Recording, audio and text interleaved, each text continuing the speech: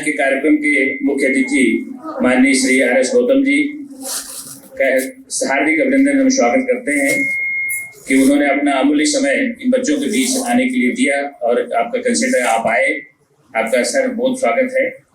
आपके आज के कार्यक्रम की अध्यक्षता कर रहे आर्य सक्षम के प्रांतीय अध्यक्ष डॉक्टर कुलदीप सिंह जी, जो हमेशा किसी भी सोशल कार्यक्रम में समय से पहले पहुंचने का कोशिश करते हैं। आप आए, आपका भी स्वागत है।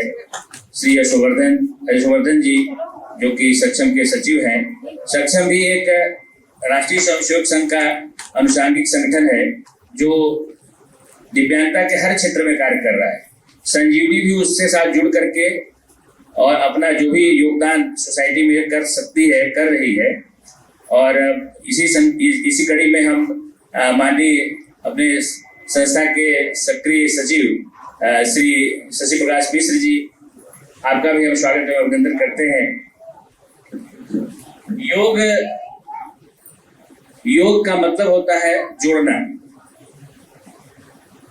और आत्मा से परमात्मा के मिलन को योग एक ऐसी विधा है जिसके माध्यम से हमारे ऋषि मुनियों ने स्थापित किया है। इसके माध्यम से आत्मा से परमात्मा तक का मिलन कराते हैं।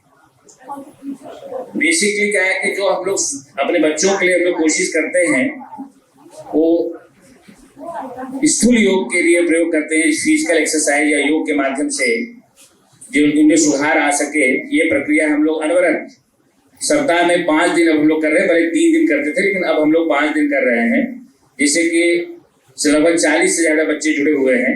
और बीच बीच में जिसका जो टर्न होता है उस पर आते हैं और फिजियोथेरेपी, योग थेरेपी और म्यूजिक थेरेपी से लगातार उनमें सुधार हो रहा है।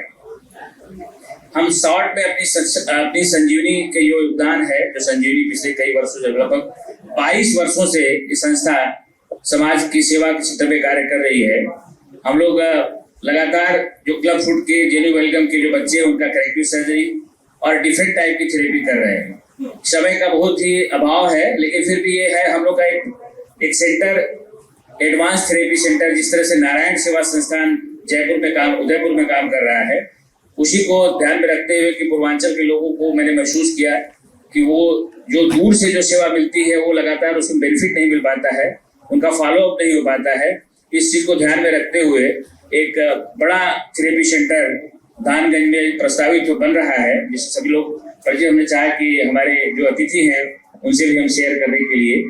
तो योग अपने आप में इतना महत्वपूर्ण है, जिसमें हठ योग, जो हमारे ऋषि मुनि जितने भी रहे वो हठ योग से जीवन की पूरी शैली को बदल देते हैं। इतनी उससे क्षमता विकसित होती है कि जो विकलांगता है उस पर विजय पाने की जो कोशिश होती है वो हठ योग के माध्यम से की जा सकती है। तो कहने को हम लोग जो सेवा का कार्य कर रहे हैं बहुत है, लेकिन पुनः क्योंकि हमको योग करना है, ज्यादा बोलने का नहीं है यार, इसलिए हम अपने मुख्य अतिथि से आग्रह करेंगे दो सब अपने आशीर्वचन के रूप में बच्चों को दें और योग के महत्व पर जो भी अपने विचार है प्रस्तुत करें।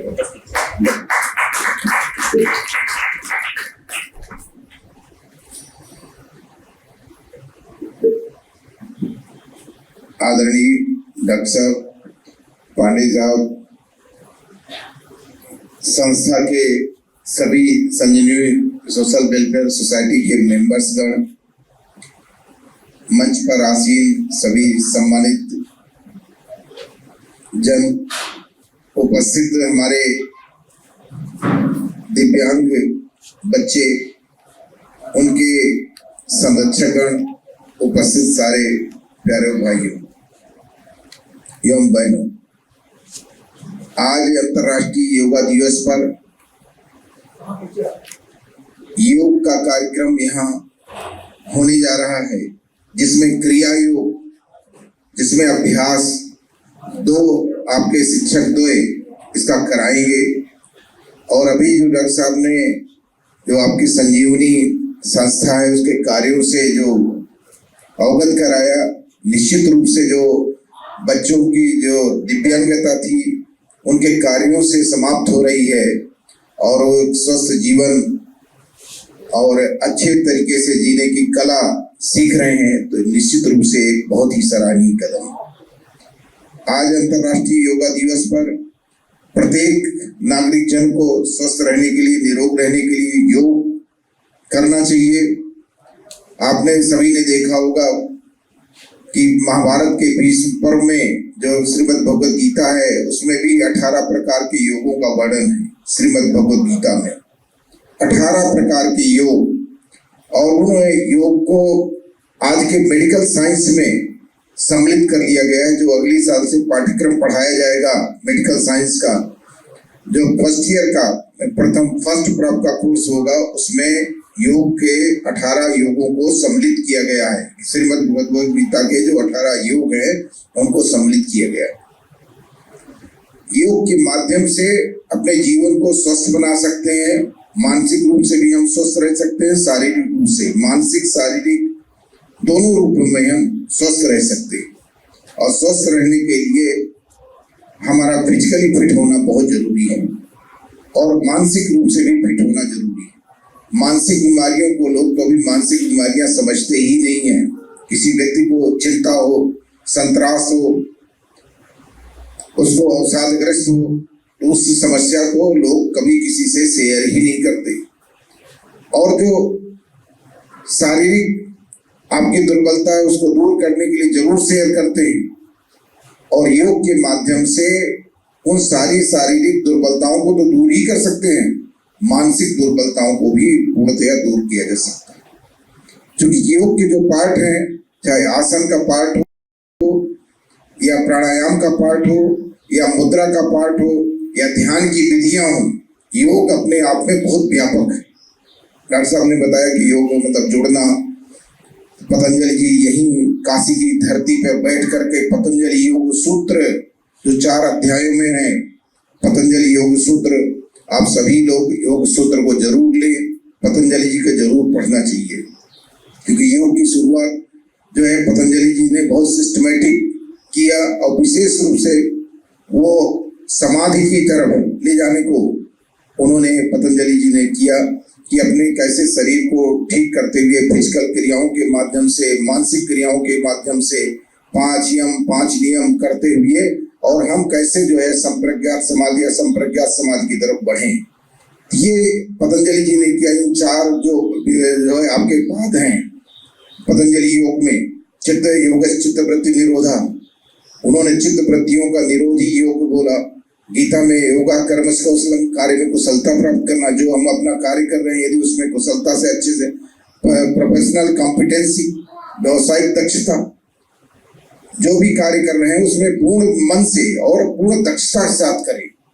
और यही आज पूरे अपने देश का विजन भी है कि पूर्ण दक्षता के साथ अपने कार्यों को अंजाम देना। यदि चिकित्सक हैं तो चिकित्सक जो भी मेथड अपना रहे हैं, जो भी कार्य कर रहे हैं, पूर्ण मन से करें। पुलिस वाला है तो पुलिस वाला पूर्ण मन से करे। शिल्पी है तो शिल्पी बहुत अच्छे करें। और साथ ही साथ समता प्राप्त करना। समत्वम योगम युज्यते, गीता में कहा गया कि सुख दुख में जो है समानता रहना, समान रहना और सबके साथ जो है समानुभूति और समानता का व्यवहार करना।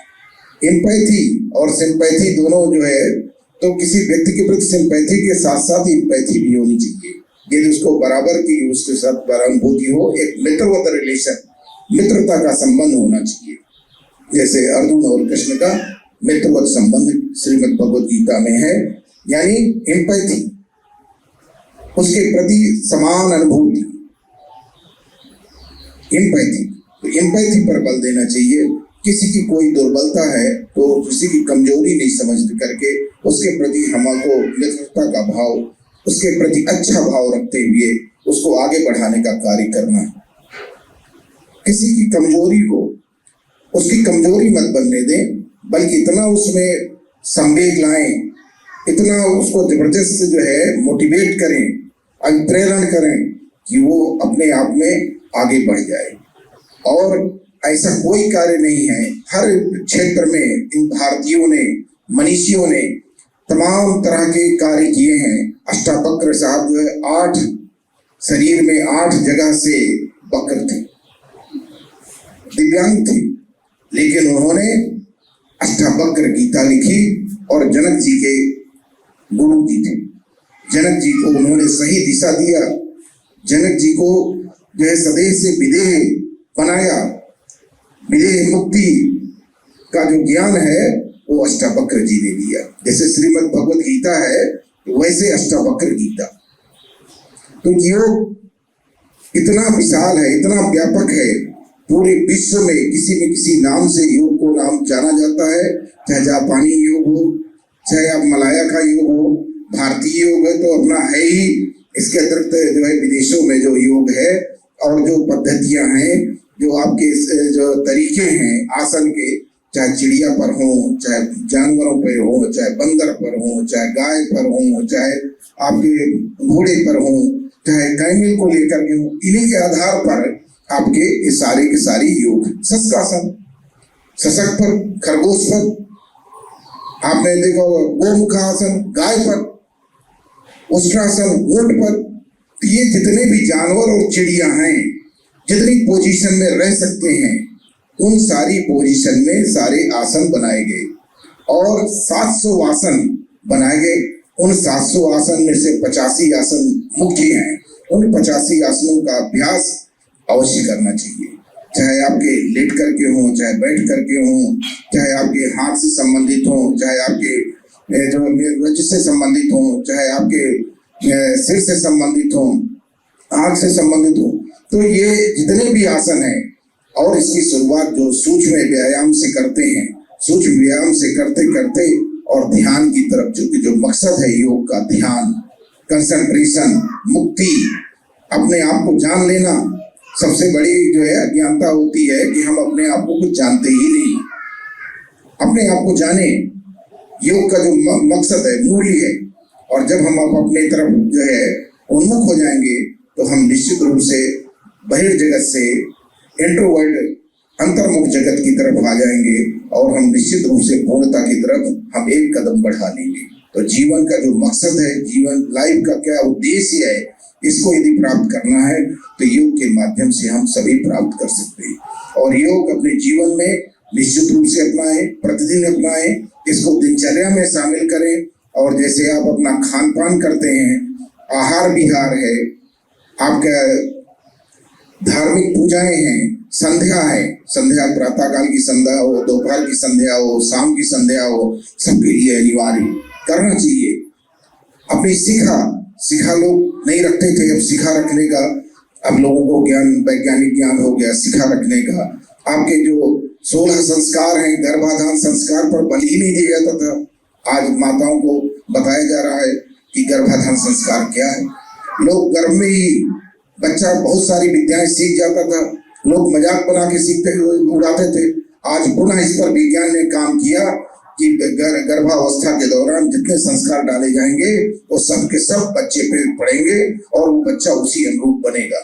यदि गर्भावस्था के दौरान यदि आपने अच्छे संस्कार डाले हैं तो वो बच्चा बहुत बड़ा डॉक्टर बनेगा। यदि डॉक्टर की बातें चर्चा किए हैं, बहुत बड़े इंजीनियर की बातें की हैं तो इंजीनियर बनेगा, बहुत बड़े धर्म की बातें की, बहुत बड़ा धर्मात्मा स्पिरिचुअल बनेगा। तो ये इतना इसका सबका महत्व है। और अपनी भारतीय संस्कृति जो है, योग भारतीय संस्कृति का अभिन्न अंग है। इसलिए सभी लोग योग को अपनाएं, अपने शरीर को स्वस्थ रखें, मन को स्वस्थ रखें। और ये जो आपने अपने संजीवनी संस्था के माध्यम से दिव्यांग बच्चों के लिए कार्यक्रम आयोजित किया है, तो मैंने जो दिव्यांग जो आपकी संस्था है, दिव्यांग बच्चों के लिए जो आपने कार्य किया वो निश्चित रूप से अत्यंत सराहनीय है। मैं अपने तहे दिल से आपको मैं शुभकामनाएं देता हूँ। और साथ ही जो आपने इतना महंगी, इतना सराहनीय कार्य किया, आने वाले दिनों में निश्चित रूप से आपके पूरे देश के लोग जाने। मैं हालांकि ये सब निस्वार्थ भाव से होता है, लेकिन फिर भी हम सकाम रहते हुए निश्चित रूप से एक कार्यों की दूसरे को जरूर तारीफ करनी चाहिए। जो व्यक्ति अच्छा है तो अच्छा बोलने की हिम्मत रखनी चाहिए। जो व्यक्ति जो है अच्छी बात करता है उसके बारे में बात करनी चाहिए। यदि किसी में कोई कमियां हैं तो उसका तत्काल निराकरण करने का प्रयास करना चाहिए। और जो तारीफ योग्य है उसकी तारीफ होनी चाहिए। तो निश्चित रूप से डॉक्टर साहब का ये कार्य सराहनीय है, तारीफ योग्य है, काबिले गौर है। मैं पुनः डॉक्टर साहब को अपनी तरफ से बहुत बहुत बधाई देता हूँ। सभी आयोजक मंडल को, सभी जो संभ्रांत नागरिक जन है, दिव्यांग जन के गार्जियन बन रहे हैं, और विशेष रूप से जो छोटे बच्चे हैं उनको मैं और बहुत बहुत बधाई देता हूँ। और ये जो योग के दोनों योग द्वय हैं, जो गुरु हैं दोनों, उनको भी मैं अपनी तरफ से बहुत बहुत योग दिवस में शुभकामनाएं देता हूँ। जय हिंद, जय भारत, जय योग।